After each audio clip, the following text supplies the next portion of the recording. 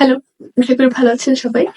আজকে একটা ছোট্ট বুক হল শেয়ার করব। এই ৩ টা বই আমার বন্ধু দিয়ে গেছে, থ্যাঙ্কস টু হিম। প্রথম বইটা হচ্ছে সিডনি শেলডনের লেখা 'দি সাইলেন্ট উইডো'। এটা বেশ বড়সড় একটা উপন্যাস। উপন্যাসটা প্রায় ৪৩৮ পেজের। আমি যে ৩ টা বই নিয়েছি এগুলোর কোনোটাই আসলে আমার এর আগে কখনো পড়া হয়নি, ধরা হয়নি। তো আমি এগুলো সম্বন্ধে আসলে কিছুই জানি না। তো এইটার শুধু আমি প্রোলগ পড়েছি, প্রথম ২ পাতা। প্রোলগে যে দেখতে পারলাম যে একজন বৃদ্ধ লোক, তাকে একটা গুদামে আটক করে রেখেছে কিছু মানুষ।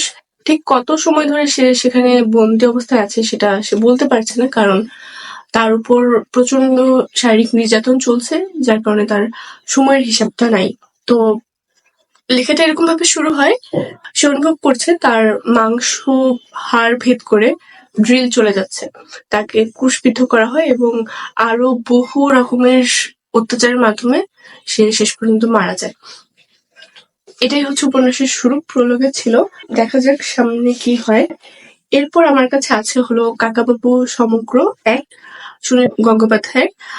খুবই পপুলার সিরিজ, কিন্তু আমার আনফরচুনেটলি এর আগে কখনো পড়া হয়নি। আমার মনে হয় আমার কাকাবাবু সমগ্রের ১টা ২টা গল্পও পড়া হয়নি, যতদূর মনে পড়ছে। তো দেখা যাক, পড়তে খুব এক্সাইটেড আমি।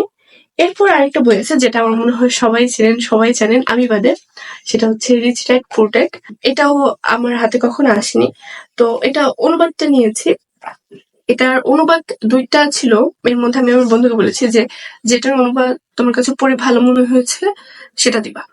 তো এই যে এটা দিয়েছে, এটা হচ্ছে মীর লিয়াকত আলীর। এই বইটা সম্বন্ধে যারা জানেন না তাদেরকে একটু, মানে আমি এখানে যতটুকু লিখে দেখতে পাচ্ছি যে একজন ধনী বাবা এবং একজন গরিব বাবার দৃষ্টিভঙ্গিতে ধনীরা কিভাবে অর্থ উপার্জন করে বা কিভাবে ধনী হয় সেটা বলা আছে বইতে। আপাতত এটুকুই বুঝতে পারছি।